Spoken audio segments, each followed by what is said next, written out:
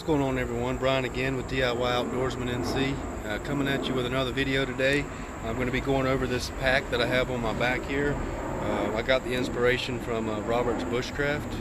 So you guys, they're a great, it's a great channel. Hopefully you guys will go check out their page and see what they've got going on. A lot of survival stuff, bushcrafting, and they got a really cool series right now going with their off-grid cabin. But check those guys out. This was inspired by those guys for me to pick up this pack and utilize it in what ways that worked for me. Stay with me. We'll dive into this and see exactly what I'm talking about. This is the pack that I picked up off of a surplus store website. This is the United States Marine Corps. It's a part of the FILBE line. This is the hydration bladder carrier, and this thing is phenomenal for a everyday carry bag that the intentions that I'm using it for. It works out really great. I carry this with me everywhere I go, and we're going to dive into exactly what all I carry in here with me in a everyday situation. So this is, like I said, this is with me. It's in my truck always. If I have to switch trucks, this thing is with me at all times. It goes everywhere with me in the emergency mode, which is what it's in right now. I've got a later video coming up when this turns into a scout pack for me, but that'll look forward for that one. It'll be coming up soon. But for right now, this is in the emergency situation configuration. So let's dive into this and see exactly what we've got in here. We'll start with the back here. There's a pouch in here, and currently I keep a emergency blanket, one of those 5x7 emergency blankets here, and then also I have just an emergency poncho I can just throw on, obviously, and in case of emergency just throw it out. It's not a really expensive one, just a cheap one from like a Walmart or a sporting goods store, just to stay dry in a pinch. So that's what I have in the back there, and we can flip this thing over. I have a tourniquet also on here. This is also Army surplus. This little pouch, I think it's like a multi-use pouch, but it works really good for a tourniquet. That's what I use it for. So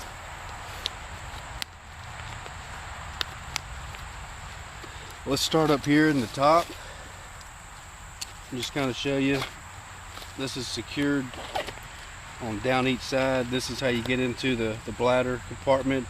Obviously right now I'm running a different bladder. I have not got the Camelback yet. Looking to get myself that 3-liter Camelback that this pack was made for. I just haven't got one yet. This is on a hinge. It's sewed in there, and it won't get ripped open. Zippers are really secure. They're nice. Most all military grade zippers are the YKK, so they're really good, almost indestructible zippers. Almost. You know, things happen. So anyhow, let's dive into this top pouch here. The first thing is the Sawyer Mini. We'll get to the other part of that once we get further into this, just with how I've got it staged out for importance and ease of access.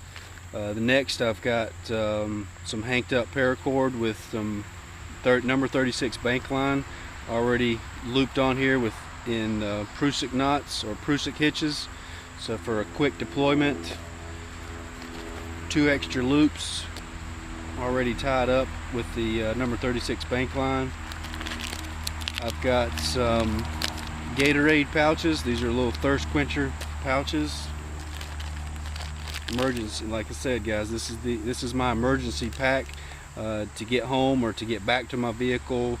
Any type of scenario like that, if I'm traveling around town, this bag is always with me, and it'll get me to where I need to go. And even if my wife is with me, there's enough stuff in here that me and her can get back safely to the house or to the vehicle, whatever. So I've got some emergency peanuts, 2 packs of the Gatorade, also another second pack of the peanuts, obviously 2 for myself if I'm alone, or 1 for me, 1 for my wife. Also, I have an emergency blanket, and then also inside here I have a signaling mirror. I don't want to flash the screen in case the glare from the sun, but there is also a signaling mirror inside here, tucks away inside the pack that it came in. Also in here I've got one of those Yuko sporks, some earplugs, you never know what type of scenario you're in, and then extra paracord. That does it for that pack, or that top section. And we can open up this bottom here. Alright, so I've got a little foldable, collapsible cup. Picked that up at Walmart, really cheap, but it'll gets the job done. And I've got this is a part of like your 10 C's of survivability. This is the cotton, so and also I chose the orange because of the emergency kit that I'm putting together here, so I can use this to flag down someone if I'm looking to get rescued. Also the emergency blanket, that'll really come in handy with trying to be rescued if that's what I'm looking to do in this situation. So got the orange bandana, cotton bandana, got some hand sanitizer, some antibacterial hand wipes, Blistex. Got to take care of yourself out in the woods, even if it's an emergency situation. You want to always be able to take care of yourself, stay clean, and as much hygiene as possible. I've got a little boo-boo kit here, some ACE bandage. I'm not going to pull everything out of here, but I've got some antacid pain relief. So I get heartburn, so I keep these with me always. I've always got them in the truck or in a pack like this. I've got some ibuprofen, some Tylenol, some Band-Aids, some gauze, just a little minimal boo-boo kit. And I've got also, like I said, I've got my tourniquet if anything, where any limb gets jabbed or something like that, any situation, I can put a tourniquet on myself. I've got some spare batteries in here. Looks like I actually don't have my flashlight in here. Usually I have it in here. Oh, I'm sorry. I've got it in my back pocket. So usually I've got this on me, or it's in this pack. And then these are the spare batteries for it. I've got some extra duct tape here. Actually this is Gorilla Tape, so it's the 1-inch Gorilla Tape. And I've got a sail needle in here as well, and you can use the inner strands of the extra paracord that I have to make any repairs on gear, anything like that. This is part of my everyday carry, the flashlight. It's in my back pocket, or it's in this bag, which is with me every day, so it still works either way. I've got a multi-tool here. This is the Leatherman rebar. I've grown to really appreciate this tool above and beyond. I mean, this thing it's not let me down at all. Really good wire cutters, nice set of pliers. You got a saw, Phillips can opener, serrated blade on the other side, straight blade, file, and then you've got the assorted screwdrivers, and you got an awl. So really nice. I really like this Leatherman rebar. Number one source of combustion, I've got a Bic lighter. I've got it in the anti-leakage configuration, I guess. I've got a rubber band around or underneath the fuel button so it doesn't leak out. Also extra Gorilla Tape. And then I've also got in here attached to the little key ring holder.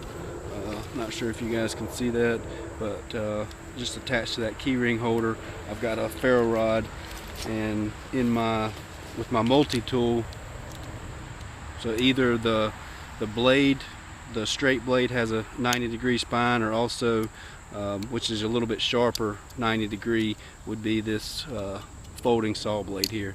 So use that to strike up a fire in an emergency situation. Stay warm. Also with my blanket, Mylar blanket. Alright, in this compartment here, I've got the squeeze bladder for my Sawyer Mini. It just screws right onto that, and then I can fill up my actual water bladder that I carry inside here. That gets filtered water always, and I don't even put those Gatorade things inside here because this stays clean at all times. So that's what the cup is for. So if I need a little pick-me-up, some extra electrolytes, the Gatorade will go into that collapsible cup and open up this valve here and fill up my cup, and I'll get the extra electrolytes that I need. I keep a little packet of tuna in here. Probably going to be exploring some more options also with different, like, easy on-the-go meals. This is just something that was in the cupboard. We always have tuna in the pantry and whatnot, so threw that in the pack to have with me. Also, I keep a 55-gallon drum liner in pretty much all of my kits, my packs and everything. These things are great for making an improvised mattress. You can fill it up with all the leaf debris, use it for water collection, anything like that. So this would be, in the shelter situation, this would be something to sleep on, and then with the Mylar blanket, that's something to sleep in, and then the emergency blanket, that's something to sleep under. So I've got the three main parts of a shelter system covered in this one kit right here, and along with the paracord that goes with it to get everything all strung up. So, but that right there, guys, is my everyday emergency carry bag. Like I said, this is with me all the time, and I think I've got it laid out pretty well. Everything is accessible very easily and quickly. So I'll just go over some of the stuff that's also my everyday carry that I always have on person. Obviously, I've got the flashlight that I just pulled out a while ago, and then I've got a straight blade pocket knife,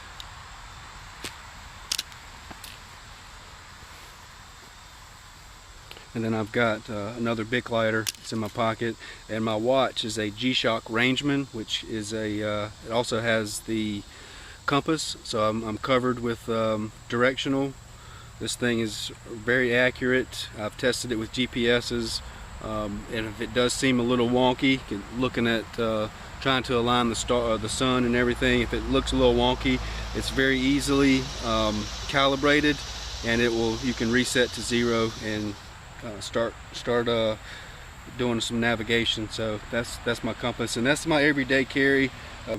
Hopefully you guys enjoyed this. I'll post up a couple short clips of the shelter setup and how I've got it put together. So hopefully you guys, like I said, enjoyed this, and if you did, hit that thumbs up and subscribe and share it with your friends that are like-minded, and stay tuned for the next video. I'm gonna do another review on this in a different configuration. So we're starting to get into hunting season, so I'm gonna do another review on how I have this during hunting season and scouting season. So come back for that, and hopefully I'll see you on the next one.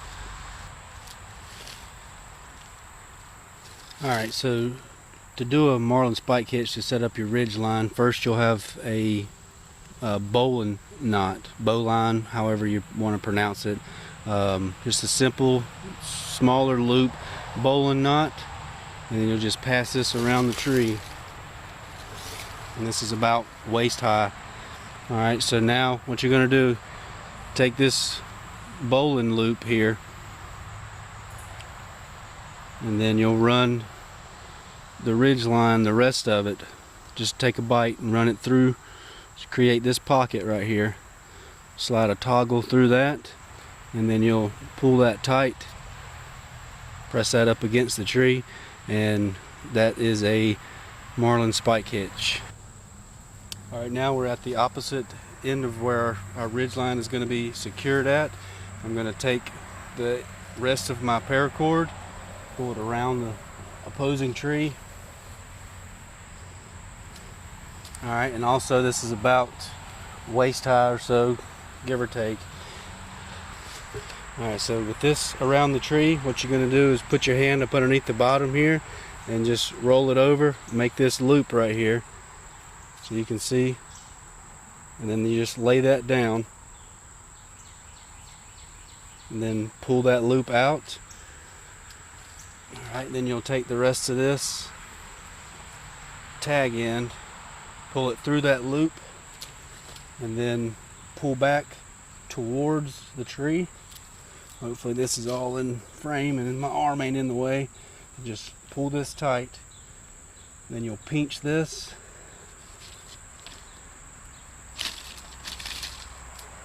Drape this over. And hopefully you can see that. Then you'll just pull that through and then pull back away from the tree, and that'll lock this in and that won't go anywhere. And that's tight enough for any tarp configuration. But here is my emergency blanket set up, deployed. So I've got this pretty low profiled right now. It's about waist height, my ridge line. That's to give me the most cover out of this minimalistic setup that I have here. So I'll be able to put that 55-gallon drum liner down on the ground underneath this, fill it up with leaves and stuff, and give me some type of separation from the ground.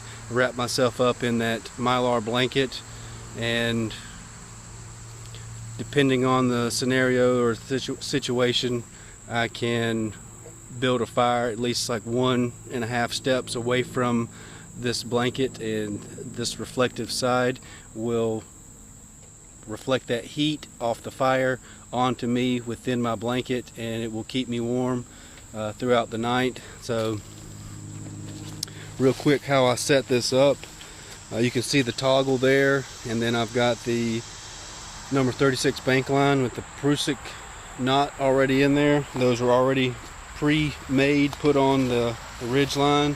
Here's a little bit closer shot of it. So the Prusik loop there going through the grommet, and then just a toggle, just a stick you find on the ground. And then at the bottom down here, just a tent stake. It just made really quick out of some wood that was on the ground. Sharpened the end, drove it down in there. Also, those extra two loops made out of that 36 bank line, went through the grommets, put a toggle on it, and then stretched that tight. Did the exact same thing on the other end, and that's what you have. And basically, this is an emergency blanket setup. Low ridge line. I went with the orange theme for emergency purposes, but that's it. That's how you would set it up in an emergency situation. If you want to go even more in depth with an emergency blanket, you can put like 3 X's on the back to signify that it's like an SOS. So, but this is it, guys. This is a emergency blanket setup.